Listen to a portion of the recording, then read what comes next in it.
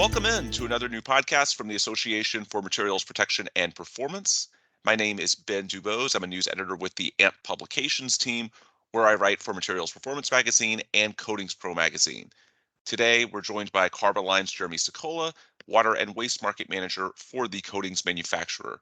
Jeremy, thanks for taking the time. How are you? I'm good, Ben. Thanks for having me on. I think a good place for us to start the discussion would just be by letting you introduce yourself to our audience. So, give us a bit of background on your career in the corrosion and coatings industry and what it is that you're doing today with Carboline. Certainly. So I have spent the last 25 years of my working career, which would be my entire working career in the protective coatings industry. I started as an apprentice in a union shop, level one blaster painter. Worked for about 3 or 4 years and became a journeyman industrial blaster painter and was exposed to industrial projects, bridges, tank farms, um, ships, things like that. So from the very beginning, working in the industrial coatings industry is kind of where I've been at. As the years progressed, doors opened. I found myself moving to Atlanta about 20 years ago and went to work for a manufacturer that focused on the water and wastewater industry and made materials for that market segment. So lining concrete as well as steel became a focus of mine back then. The company was run by a former president of NACE, who was actually the founding member of the CIP program. So they made it very clear early on that being involved in NACE would be important for me. So I got involved with NACE very early on, Legacy NACE, and it opened up a lot of doors for me. I was a contractor for years in the water and wastewater industry as well. I worked for a couple manufacturers on the engineering specification side. I also worked for an engineering firm and was their senior coatings consultant for 18 or 19 offices. So I had a very unique background where I've been able to put on a lot of different hats and see the industry from a lot of different points of view, which helps in my current role as the market manager for water and wastewater with Carboline, where really it's my drive to drive our direction, not just a year from now, but 5 years, 10 years from now. So it's my role to figure out where we're at and figure out where we need to go. I know for a lot of people, don't want to say for everyone, but for a lot, it's not as if you grow up wanting to be in protective coatings. We all end up sort of drawn to this for one reason or another by circumstances. What was it that made you sort of have that career/life pivot? What was it that drew you to this side early on in your, I suppose, professional tenure? I actually had a couple of family members that worked for a very large coating applicator in Seattle. I grew up in the West Coast, and a couple of the companies that they worked for were looking for apprentices, and I had never even considered the idea of getting into the coatings industry. To be honest with you, I think I tried to get into the crane operators union, and the first thing they asked me to do was take a math test, and I said no, thank you. So I spoke with one of my older cousins, and he said, "Hey, we're working on a big project here. We can use some help. Let's get you down to the union hall, get you signed up as an apprentice." And that's what I did. And I've been working in this field and in this industry since then. It's like I said, it's been a journey. One door always opens, and you step through, and you never know what it's going to lead to. So from the beginning, it wasn't my intention to stay in the industry, and here I am 25 years later, and I love it, and it's what I'll always do. So, how do you think you've changed over those 25 years? Everybody talks about lessons that they learned along the way. How have you evolved over those 25 years growing into this leadership position that you hold today? Wow, it's been a personal and professional journey. When you're an 18-year-old, 17-year-old, 18-year-old kid, you think you know a lot. And so you work around a lot of folks that have been in the industry for a while, and if you're fortunate enough, like I was, to get some mentors around you that help you grow, But again, both personally and professionally, it's helpful.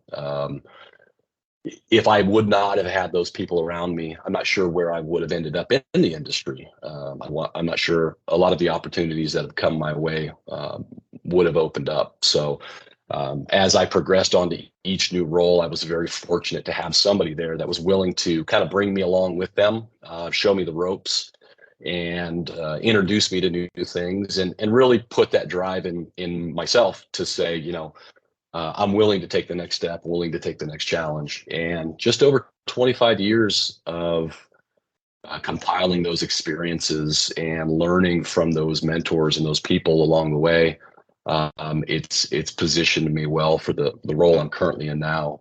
And I've had people ask me, hey, wouldn't you love to have stepped into this role 10, 15 years ago? And really, I've needed those experiences, which I'm sure a lot of people can relate to. You need those experiences to be able to be prepared for where you're at today. Hmm. Holistically, when we look at the industry over that time, what's different now compared to 10, 15, even 25 years ago? How has protective coatings evolved in terms of what the marketplace looks like, the key demands, and what are some of the differences now relative to when you started? I think one of the biggest differences now is, like I said, when I started in the industry, I went through an apprenticeship program.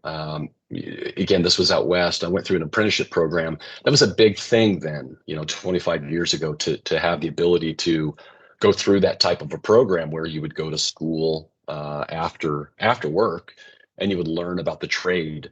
There's been some challenges with the painting trade over the last 20 or 25 years where Right. we still have that option to get involved with a union shop if we happen to live in a place where that's available. There are a lot of places that don't have that luxury though. So as a technical trade, it's gotten more difficult over the years.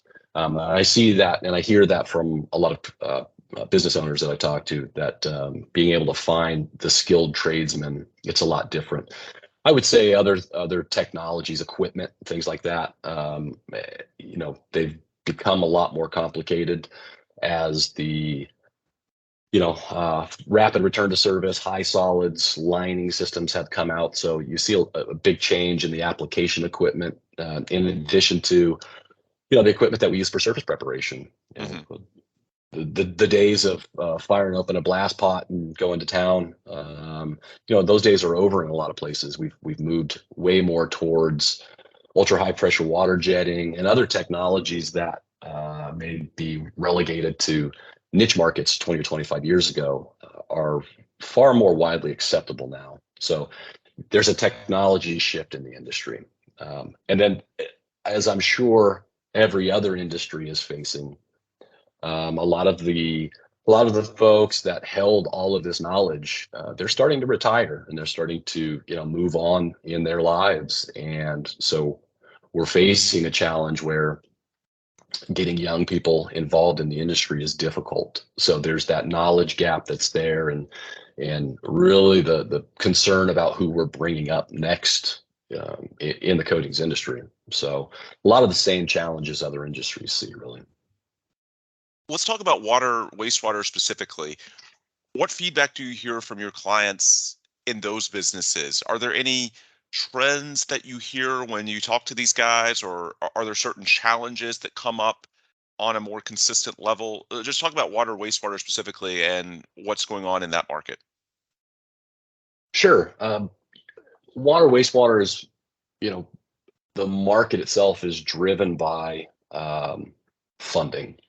So I think most people will agree that anytime you open a paper and you see um, discussion on infrastructure, it all comes down to funding.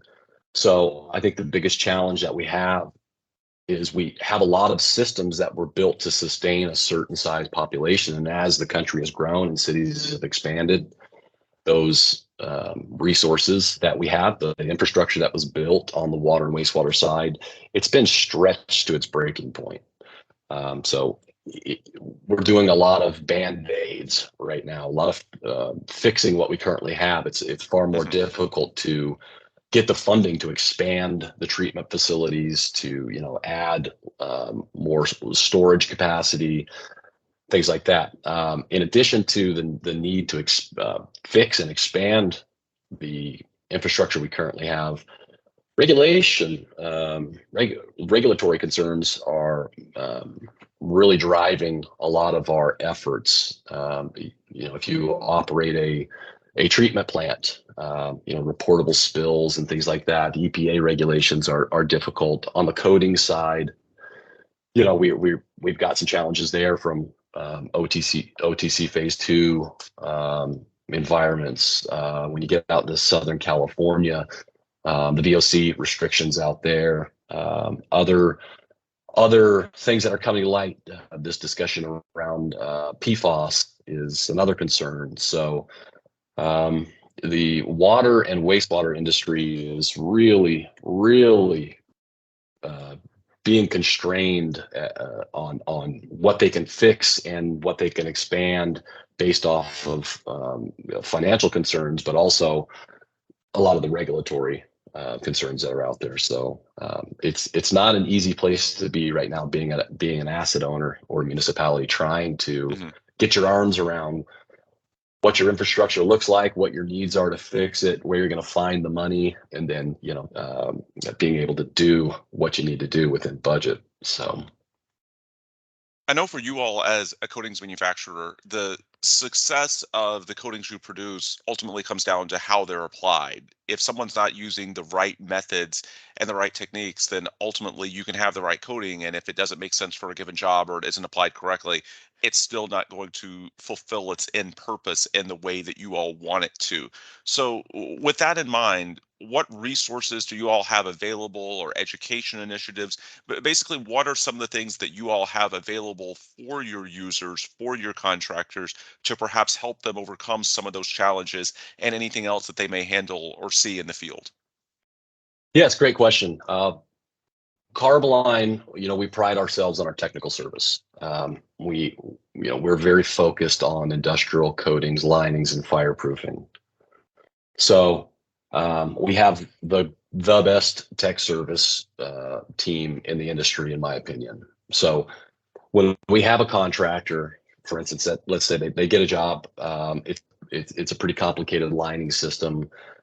We make our tech service available for, of course, being on site to help with the application, whether it be, surface preparation beforehand, or the application of the coating material, or coming on site to, verify that the contractor has done what the requirements of the coating are and what the requirements of the specification are. We provide those services to our customers, whether they be applicators, whether they be specifiers or owners. And that kind of leads into the second part of this. As I mentioned, every industry is seeing strains when it comes to who's going to come next, who's going to fill the shoes of those people retiring. At Carboline, we have a program called Carbo Next, where we are really engaging with the new engineers that are coming into the water and wastewater, oil and gas, basically every market segment that you can think of. We really want to engage with these new engineers coming out of school and give them a place where they can come and learn about corrosion, they can learn about coatings, they can learn about surface preparation. We have a couple programs where they can log in and actually work at their own pace and go through some videos. And they can also actually be paired up with the mentor within Carboline. So as these engineers move away from having SMEs within their group that build and develop and refine their coding specifications, and we find that coding specs are being relegated more to the new engineers, we think this is a really good way to help them start their journey on learning about the intricacies of corrosion, whatever market space it may be, and especially in water and wastewater. That's a pretty big market segment that we see a lot of young engineers move into, is going to work for firms that have a focus on water and wastewater. So we make ourselves available through this CarboNext program. And then again, as we're working with the contractors in the field, making sure that our tech service team, both our internal tech service team and our field tech service team, is engaged with our customers and our sales team to make sure that when products are specified, especially products that are going to see severe service, the surface prep is done correctly and the products are installed properly. When we talk about you guys as a manufacturer of coatings, linings, and fireproofing technologies, what are some of the properties that you're looking for on the technical side to try and address some of the challenges in 2023 that people are facing out in the field? Just talk about, I guess, recent development as a manufacturer, what some of the popular technologies are, and the types of properties that are highly sought after in the current environment.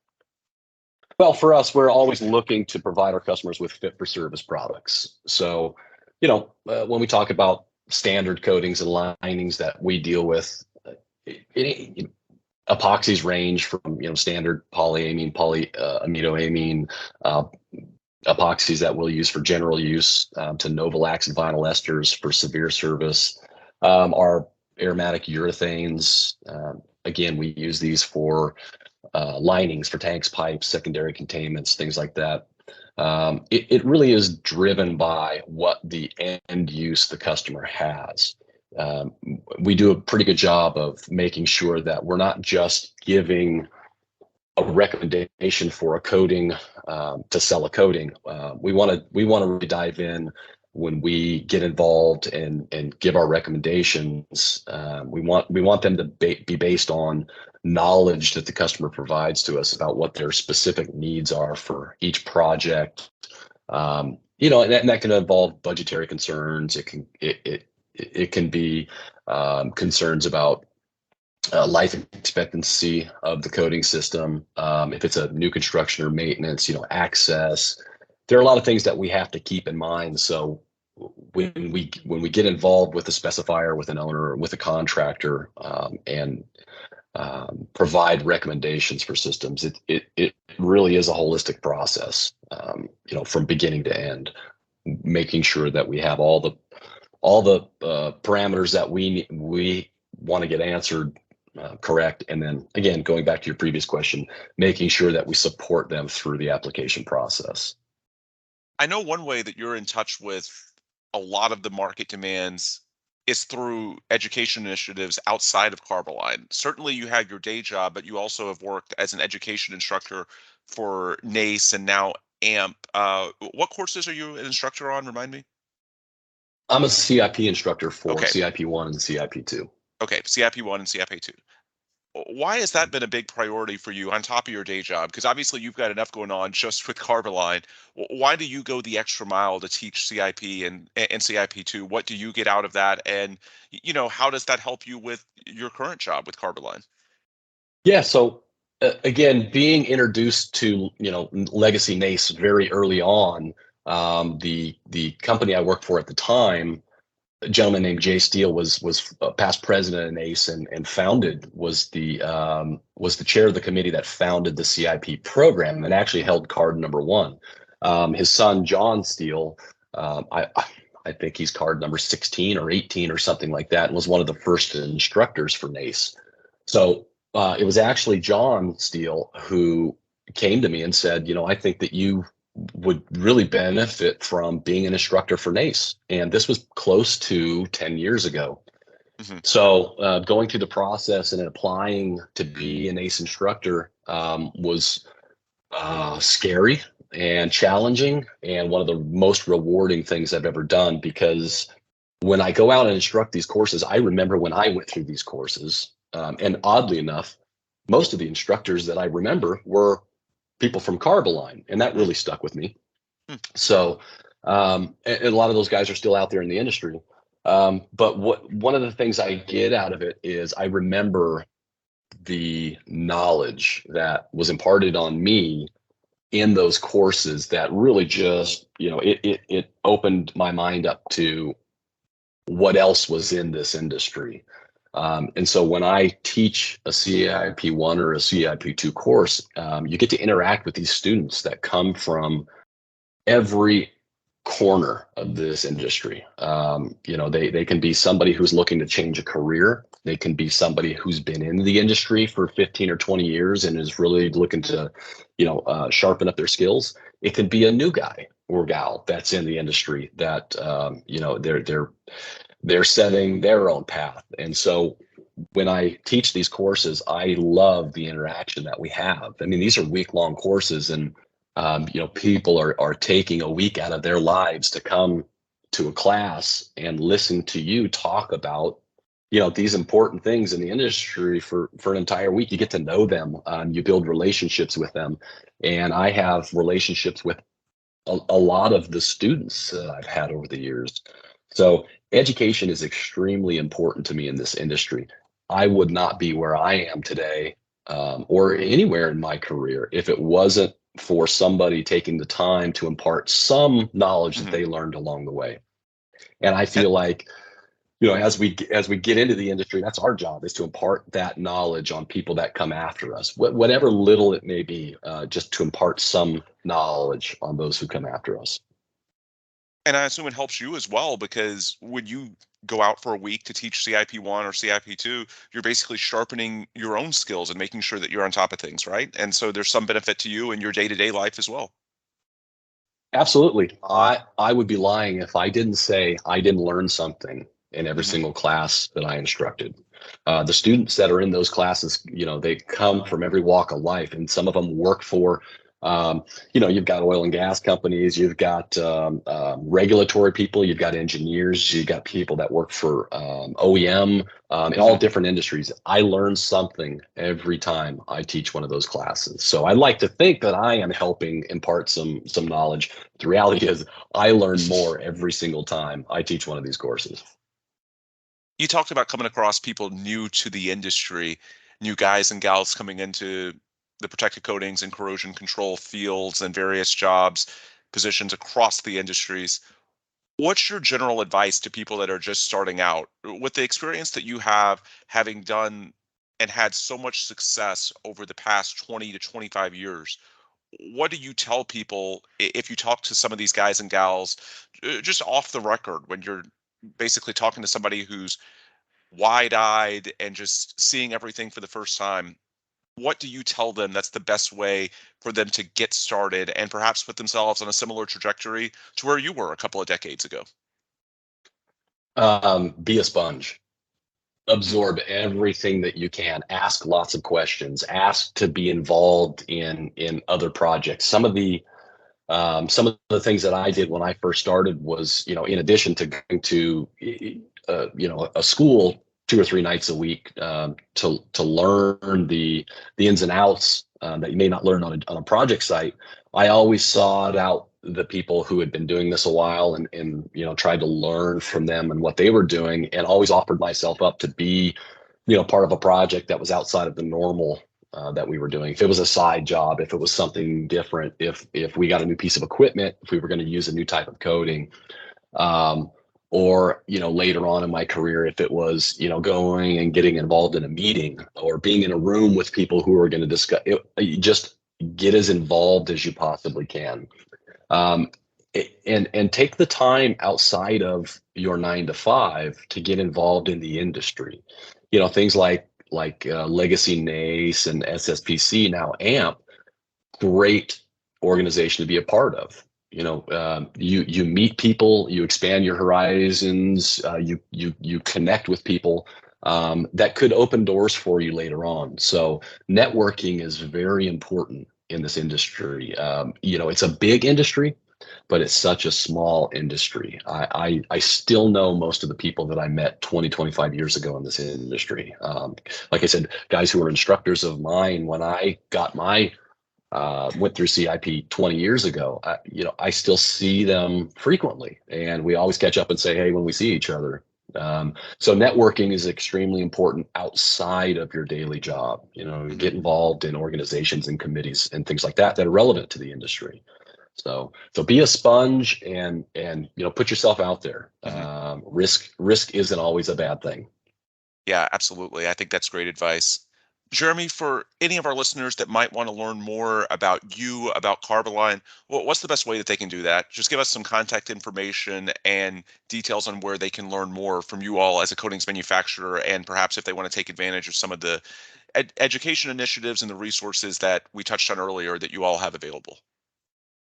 Certainly. Obviously, our website, carboline.com. If you go to carboline.com, we have a ton of places there where you can get a lot more information about some of the things that we've talked about here, but lots of others. We have a part of our website called Solution Spot. You can get tons of articles there. We have a fantastic podcast that we've been putting on for years that are really relevant to specific corrosion-based topics, coatings, surface preparation, things like that. And then also in our services tab, there's a Carbo Next tab that you can click on. That's the program I was referencing earlier, where if you're a young engineer in the industry or just anybody who is looking to get some more basic knowledge on coatings, on corrosion, on surface preparation, if you're thinking about maybe taking an AMP CIP course or something like that in the future, these are great stepping stones. Anytime that you can learn something, these are great stepping stones into something like that. So carboline.com is our website. You can go there, find all the information you need on the products that we sell and the resources we provide to our customers. Sounds good. Folks, this is where we will wrap it for today. For Jeremy Sukola, I'm Ben Dubose of AMP. If you want more information on our side, the best place to get it is on our websites, ampp.org, amp.org. That's the website for the association. And then for our publication magazines, coatingspromag.com and materialsperformance.com. With that, we'll wrap up. For Jeremy, I'm Ben. Thanks as always to you all for listening, and please come back soon for another new AMP podcast.